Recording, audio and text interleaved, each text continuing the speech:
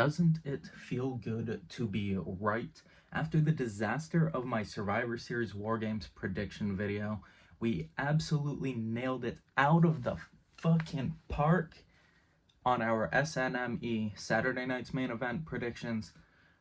5 for 5. Let's get right into talking about Saturday Night's Main Event. Starting off the show, we had Drew McIntyre taking on Sami Zayn. And honestly, I watched it on Peacock, so I didn't realize that it was also being aired on NBC or wherever it was being aired on. So I didn't realize there was going to be commercials involved. For me, it felt like such a quick match. I feel like they could have given them at least another 5 minutes. I mean, maybe I looked away for a second, or no offense to the two superstars, but maybe I dozed off for 30 seconds or whatever. But it just felt so quick to me. Like, one commercial break, and then they come back from commercial break, and Drew McIntyre was hitting a Claymore on Sami Zayn, and he got the 1, 2, 3. Prediction was spot on. Drew McIntyre, I don't see him losing for a long time. I don't see him, especially, no offense, Sami Zayn is a great superstar, but I don't see him losing in his return match back, especially after losing to CM Punk, 3 times in a row? Anyways, that gets an up. No complaints there, besides it feeling like the match was short. Moving on, we moved into Liv Morgan versus Io Sky, and a lot of people are shitting on this match. I give it its ups. I think it was very hard hitting. At one point, Io Sky nails a knee right to Liv Morgan, busts her nose open. It was everything that it needed to be to make Liv Morgan look strong again. She needed to beat a former women's champion clean, and that's where it's getting a lot of hate. Is Io Sky? Yes, Io Sky is great. I love Io Sky. I'm a huge fan of Io Sky. If you go back to my prediction video, I said that yes, Io Sky does have a chance to take the women's world title off of Liv Morgan, pushing into maybe Rhea Ripley winning the Royal Rumble, and then we get Io Sky taking on Rhea Ripley at WrestleMania. But at the end of the day, I put my money on Liv Morgan. I said if I was going to put money on this match, I am putting my money on Liv Morgan retaining the title. Did I think it was going to be clean? I had my doubts. I really did have my doubts. But at the end of the day, Liv Morgan nails Oblivion after Io Sky went for her insane moonsault.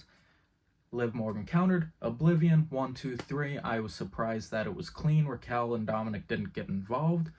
As Liv Morgan was going up the ramp and celebrating, of course. And I'm not saying of course because I hate Rhea Ripley. I love Rhea Ripley. But I am so freaking tired of Liv Morgan and Rhea Ripley. The storyline is stale. I don't know, man. Like, I'm glad that they're not saving it for Mania and we're just going to get it at the Rumble. And then we're going to end up getting Rhea Ripley versus Io Sky at WrestleMania. That is my prediction video. If you guys want to know my WrestleMania match card prediction, I am going to be dropping that within the next couple days, so make sure to subscribe to the channel and turn on those post notifications. Moving into the third match, it was the triple threat match for the men's World Heavyweight Championship, and I honestly thought for Saturday night's main event, I thought Chelsea Green and Michin was going to open up and we were going to crown our inaugural United States Women's Champion in the first match. I thought it was going to open up the show. I thought we were going to see one of the two women winning the title, but no, we've got these matches. I thought Drew and Sami was going to be in the middle of the card, but anyways, I'm bickering too much. We're in the triple threat match. Gunther, Damian Priest, Finn Balor. In my prediction video, I said yes, Gunther's title reign is starting to get stale.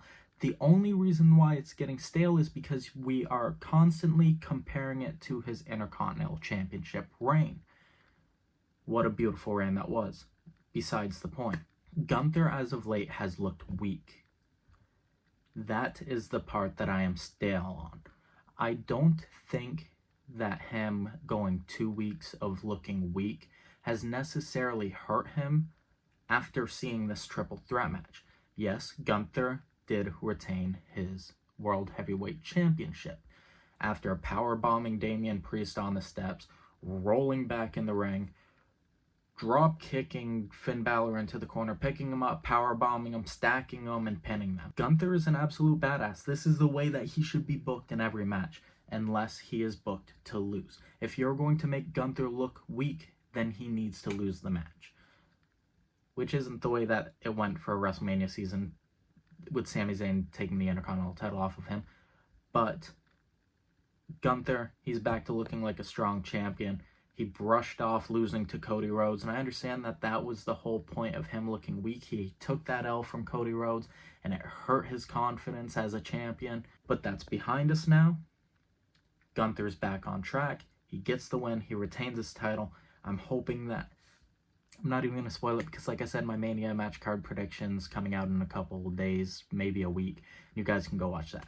Anyways, moving on to our fourth match was Chelsea Green versus Michin to see who becomes the inaugural United States Women's Champion. Holy crap, is that a mouthful to say? And in my prediction video, I had said Michin, as great as she is, as great of a workhorse champion she would be, I feel like in order to elevate the championship and bring in the nicest way possible, right? I sometimes just say the first thing that comes to my mind and not realizing that it's going to come out the wrong way. So, with that being said, my prediction was Chelsea Green could elevate the title a little bit more than Michin right now. Everybody has been pushing for Chelsea Green to have championship gold around her waist, and that's exactly what happened. Chelsea Green has been working her ass off, much like Michin has. I just feel like Chelsea Green has... see, this is where I get caught, where I'm like about to say something where it's like, yeah, I probably shouldn't say that because I'm just saying it to say it, and I'm not really thinking it through. Because Michin has been working her ass off just as hard as Chelsea Green.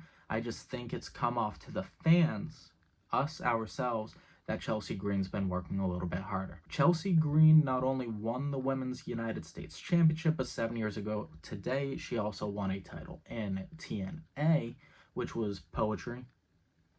Couldn't write itself. That gets an up for me. Rating the match, Chelsea Green put her away after slapping her while Chelsea Green was on the top rope. Michin turns around. Chelsea Green does this flip, nails the unpretty her. 1, 2, 3, we have a Women's United States Champion. And people are complaining about this as well, and I understand Michin as a workhorse. She went down to NXT to elevate younger superstars. She came back. She's been doing great on the main roster. But keep what I just said in mind. She went down to NXT to put superstars over. Michin is that talent right now that is putting people over. She can go out there and have a great match. She can go out there and make this person look good. Michin did her part. She did great. I think down the road, Michin will be a champion, whether it's the Women's World Championship, the Women's Undisputed Championship, the now Women's Intercontinental Championship, or even, much like she was in the match tonight, maybe even the Women's United States Championship. Moving on to our main event, and I totally freaking forgot that Cody Rhodes, for the one time for Saturday night's main event tonight, was going to come out with the Winged Eagle Championship, and I marked the fuck out. And when I say mark the fuck out, I watch wrestling alone, and I live with my girlfriend, so I just keep it inside my mind, and I feel like a little child again. But seeing the Winged Eagle Championship back on WWE television was just chef's kiss. Moving into the match, in my predictions, I had said that it's 50-50. It can go to Kevin Owens. This was the only time that I thought that maybe Cody Rhodes was going to lose the title before WrestleMania, because Kevin Owens has been booked so well. Cody Rhodes, Kevin Owens, they had a great match. I know Bloodline fans aren't happy that Cody Rhodes won the match, and they're making jokes about him being a cheater. Moving into that, Kevin Owens at the end of the match trying to use a steel chair after 2 referees were knocked out. Missed. Cody Rhodes nails dashing kick, or he ended up hitting his Cody Cutter. It's kind of late for me. I got out of work late. Anyways, Cody Cutter picks him up, notices the steel chair still in the ring, nails Rhodes on the steel chair. And where it was a little bit fishy was Charles Robinson, the referee, didn't really make it back in the ring for the count. He kind of just counted the 3 count on the apron, which I thought was a bit odd. I've never really seen that happen before. There's got to be some type of rule that, I mean, you can play into the storyline that the referee was never really in the ring to make the official 3 count. That's just my thought process on it. Not only that, but Cody Rhodes did use the steel chair with his Rhodes, and that can play into the storyline.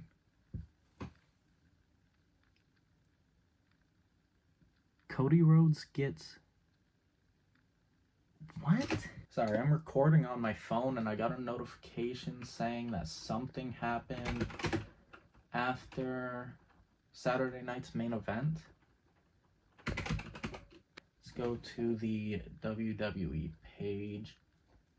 Yeah, Kevin Owens attacked Cody Rhodes after the show. Why wasn't that aired? Hold on, let me check this out. Okay, so he blindsides Cody Rhodes. Cody Rhodes is probably thanking the crowd. And he's setting him up for a package. I've got to rewind that.